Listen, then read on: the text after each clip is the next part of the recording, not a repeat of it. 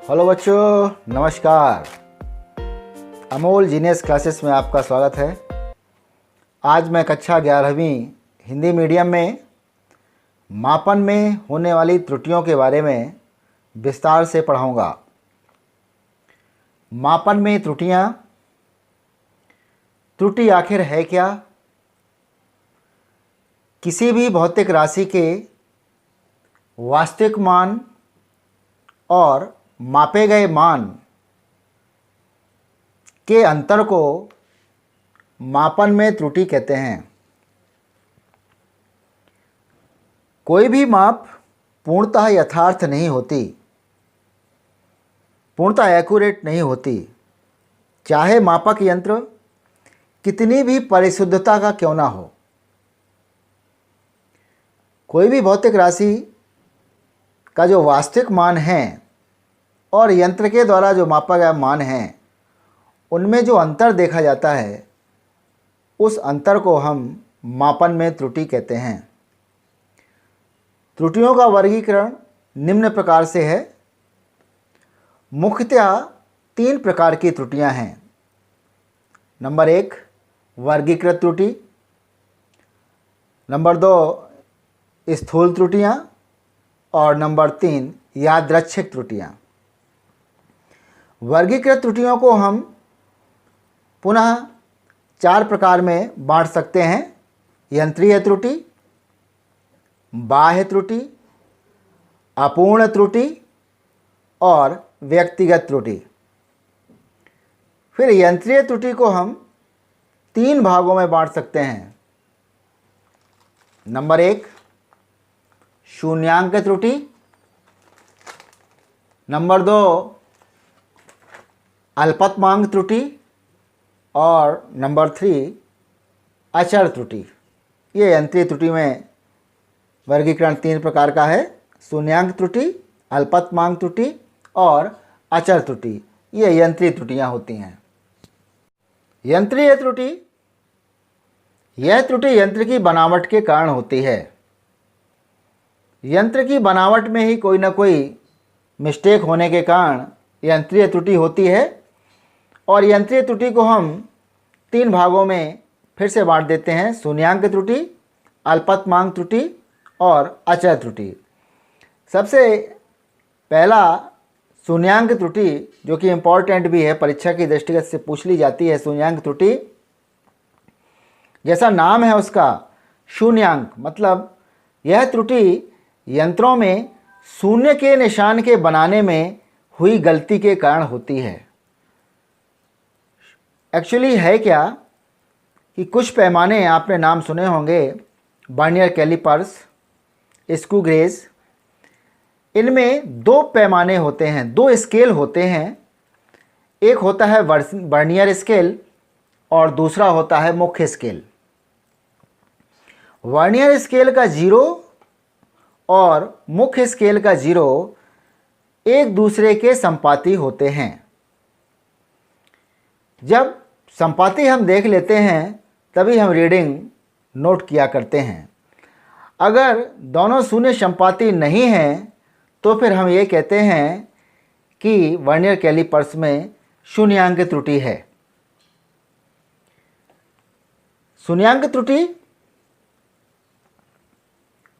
Vernier callipers में यदि दोनों जबड़ों को मिलाने पर मुख्य स्केल का 0 तथा वर्नियर स्केल का 0 संपाती नहीं होता तो वर्नियर कैलिपर्स में शून्यांक त्रुटि कही जाती है, जो मैंने आपको ही बताया है। इसे दूर करने के लिए प्रेक्षित पाठ, मतलब जो आप पाठ कैलकुलेट करते हैं, प्रेक्षित करते हैं, प्रेक्षित पाठ में से शून्यांक त्रुटि को चिन्ह सहित घटाकर वास्तविक पाठ हम ज्ञात कर लेते हैं। अल्पतमांक त्रुटि। अल्पतमांक, किसी भी यंत्र का अल्पतमांक होता है। अल्पतमांक क्या कहलाता है?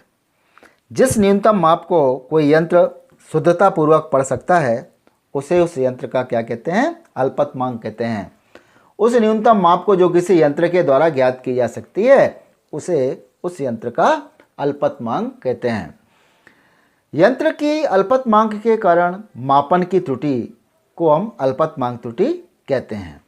अल्पतमांक के कारण जो त्रुटि है, जैसे हम एक उदाहरण से समझ सकते हैं, यदि किसी वस्तु की लंबाई 1.5 सेंटीमीटर से अधिक हो किंतु 1.6 सेंटीमीटर से कम है, तो उस वस्तु की जो मापी गई लंबाई है वो शुद्ध नहीं होगी। इस त्रुटि को हम अल्पतमांक त्रुटि कहते हैं। अर्थात मेरे कहने का मतलब ये था कि जैसे 1.56 हो, 1.56 हो तो 1.5 से ज़्यादा है, 1.6 से कम है, तो ये जो त्रुटि 0.1 सेंटीमीटर की हमें मिल रही है, ये जो त्रुटि है ये यंत्र के अल्पतमांक के कारण है। तो इस त्रुटि को हम क्या कहते हैं? अल्पतमांक त्रुटि कहते हैं। समझ में आ गया होगा। तीसरे प्रकार की त्रुटि है अचर त्रुटि। अचर त्रुटि क्या है? Constant error. मापक यंत्र में गलत चिन्ह लगे होने से बार बार प्रेक्षण लेने के बाद भी उतनी ही त्रुटि की पुनरावृत्ति होती है। हम कई बार प्रेक्षण लेते हैं लेकिन हमें त्रुटि वही बार बार रिपीट होती है, जो मापक यंत्र में चिन्ह गलत लगे होने के कारण है। तो इस प्रकार की त्रुटि को अचर त्रुटि कहते हैं। इस त्रुटि से बचने के लिए अच्छे मापक यंत्रों का उपयोग करना चाहिए। नेक्स्ट है बाह्य कारकों के कारण त्रुटि। बाह्य कारक, यह त्रुटि बाह्य परिस्थितियों जैसे ताप, दाब, हवा आदि के कारण होती है। एक उदाहरण अच्छा है, हवा की दिशा में ध्वनि का वेग बढ़ता है, आपने देखा होगा, हवा की वायु की दिशा में ध्वनि का वेग बढ़ना। इस त्रुटि के निवारण के लिए मापे गए मान में उचित संशोधन किया जाना चाहिए या उचित संशोधन कर लेना चाहिए।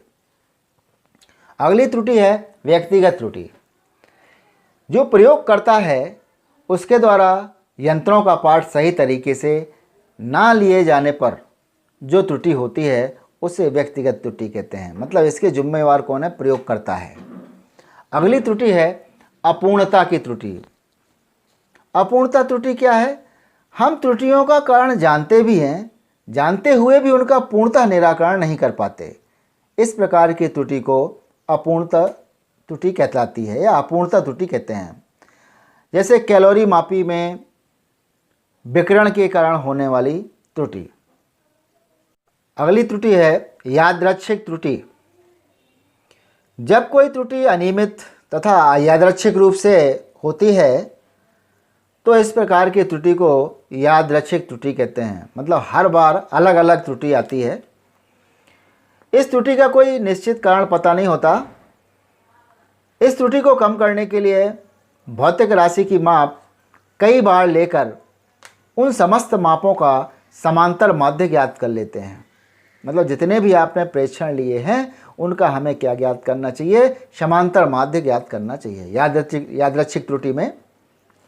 जैसे हमने उदाहरण के रूप में किसी भौतिक राशि का मापन किया और प्रेक्षण A1, A2, A3 ऐसे कई बार हमने प्रेक्षण लिए, तो हम इसका क्या ज्ञात कर लेंगे? समांतर माध्य ए मीन बराबर A1 plus A2 plus A3 and so on AN divide by N। मतलब जितनी बार माप लिया है उसको अपन डिवाइड कर देंगे और इसको हम समेशन के रूप में भी लिख सकते हैं। ए मीन बराबर 1/n सिग्मा AI।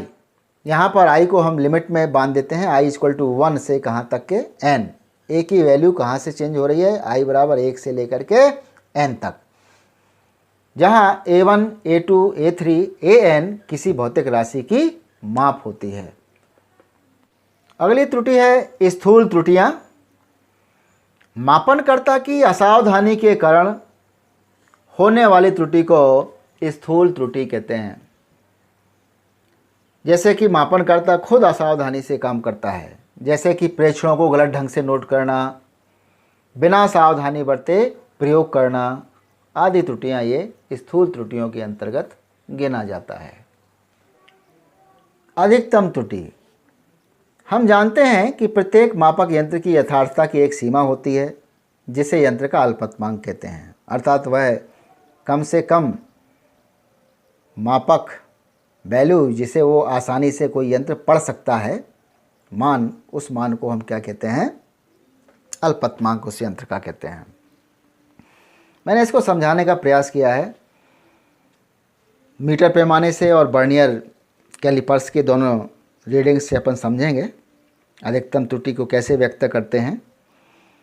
यदि मीटर पैमाने द्वारा किसी छड़ की लंबाई 2.5 सेंटीमीटर है, हमने कोई छड़ की लंबाई नापी मीटर पैमाने से 2.5 सेंटीमीटर, किंतु छड़ की जो यथार्थ लंबाई है वो 2.4 सेंटीमीटर तथा 2.6 सेंटीमीटर के बीच में है, कुछ भी हो सकती है, तो भी हम मीटर पैमाने से छड़ की लंबाई को कितना पढ़ते हैं? 2.5 सेंटीमीटर ही पढ़ते हैं, या पढ़ी जाएगी। उस छड़ की लंबाई कितनी पढ़ी जाएगी? 2.5 सेंटीमीटर ही पढ़ी जाएगी। स्पष्ट है कि मीटर पैमाने द्वारा पढ़ी गई 2.5 सेंटीमीटर की माप में 0.1 सेंटीमीटर तक की त्रुटि संभव है।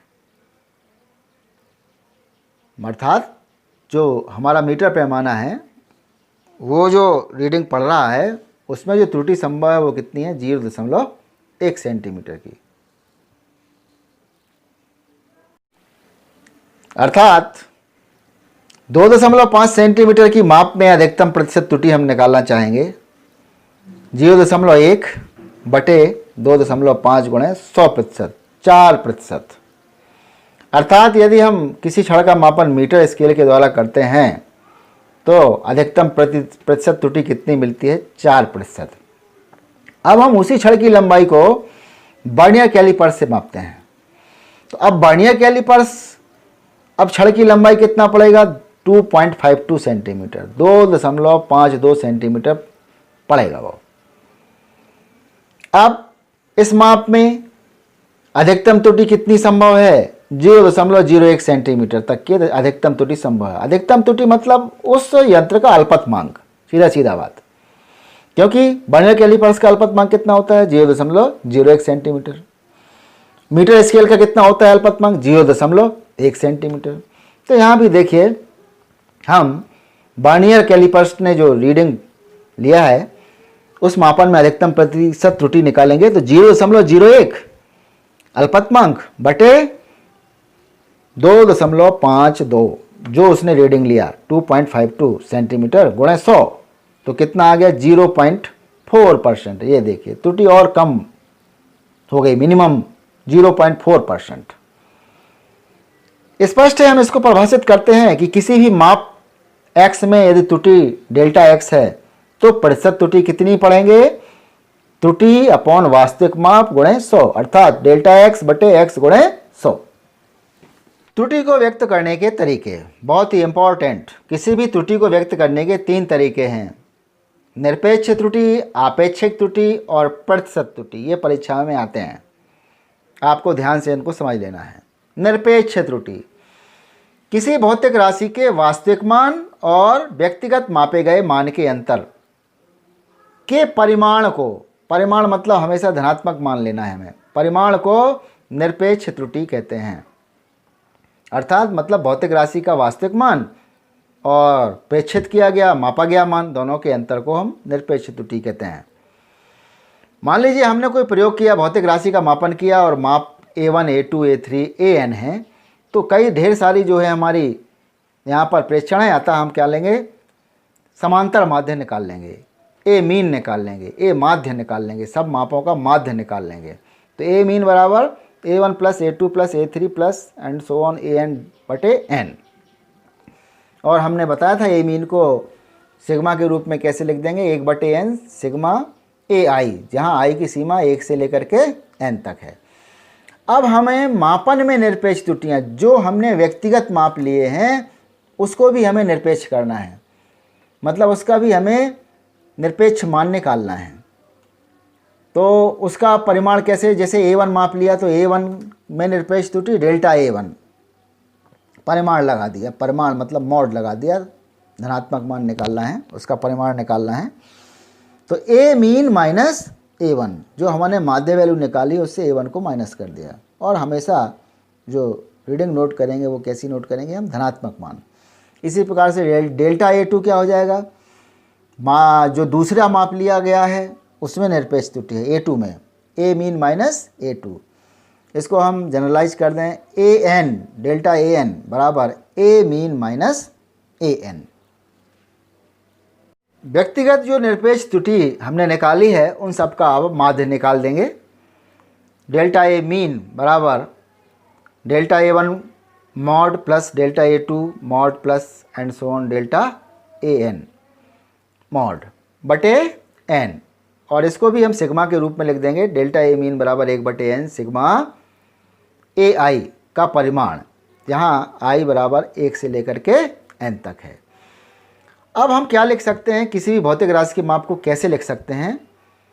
A बराबर A मीन माध्य मान जो आपने निकाला हुआ है, माध्य मान, इसी को हम वास्तविक मान भी बोलते हैं, और इस मान के साथ अब जो त्रुटि होगी वो है डेल्टा ए मीन। इस त्रुटि को हम क्या बोलते हैं, निरपेक्ष त्रुटि। अब ये त्रुटि हमेशा प्लस में हो सकती है या फिर किस में हो सकती है, माइनस में। तो किसी भी भौतिक राशि को माप लिखने का तरीका है ए बराबर वास्तविक मान ए मीन प्लस माइनस निरपेक्ष त्रुटि।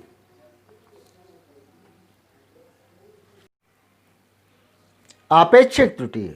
आपेक्षिक त्रुटि क्या है, मापन की माध्य निरपेक्ष त्रुटि और भौतिक राशि के माध्य मान के अनुपात को आपेक्षिक त्रुटि कहते हैं।